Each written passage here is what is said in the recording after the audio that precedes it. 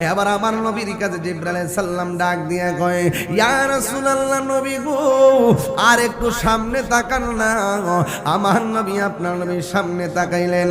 সামনে তাকায় দেখতেছেন বিশাল বড় নদী দেখা যায়, বিশাল বড় নদী দেখা যায়।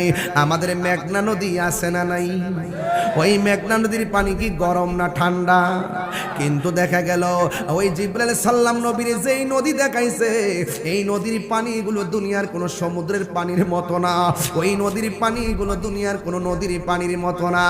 ওই নদীর পানির রং হলো লাল আর উপাদান হলো রক্ত। আমার নবী দেখতেছে রক্তের একটা নদী দেখা যায়। এই রক্তের নদীর মধ্যে নদীর পানিটা কেমন জানেননি? ওই রক্তের নদীর যেই পানিটা আছে, এই পানিটা দুনিয়ার আগুন যত গরম, এর চাইতে 70 গুণ গরম হলো সেই পানি। এমন একটা পানি লইয়া, এমন একটা পানির মধ্যে সাঁতরাইতেছে। আমার নবী তাকায় দেখতেছেন অনেকগুলা মানুষ নদীর মধ্যে লাফাইতেছে, গরমের যন্ত্রণায় কাতরাইতেছে, শরীর থেকে রক্ত জোরে জোরে নদীর পানি বাড়তেছে। আমার নবী ডাক দিয়া বলে, আল্লাহু আকবার জোরে হবে, ডাক দিয়া বলে, ইয়া ও জিবরাইল,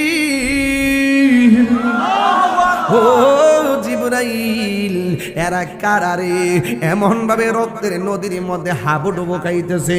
এবার তাকায় দেখতেছেন এই মানুষগুলো নদী থেকে আস্তে আস্তে উঠতেছে, উঠতে উঠতে একদম কিনারে যখন ভিড়ে, ওই নদীর পাড়ের মধ্যে অনেকগুলো ফেরেশতা বড় বড় পাথর নিয়ে নিয়ে দাঁড়ায় রয়েছে।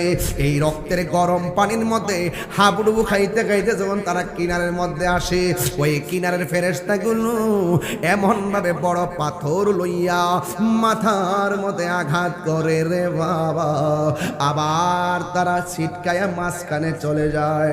নবী আমার উম্মতের দরদি,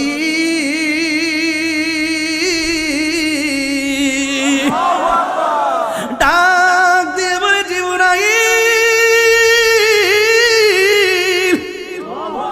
ও জিবরাইল, এরা কারারে এমন ভাবে জাহান্নামের আগুন রক্তের নদীর মধ্যে হাবুডুবু খাইতেছে, আবার মাথার মধ্যে আঘাত করে আবার পুনরায় মাঝখানে ফেলে দেওয়া হয়।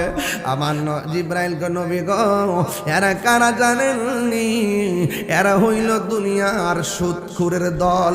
এমন সুদখুর মঙ্গলের গাঁও আছে না নাই?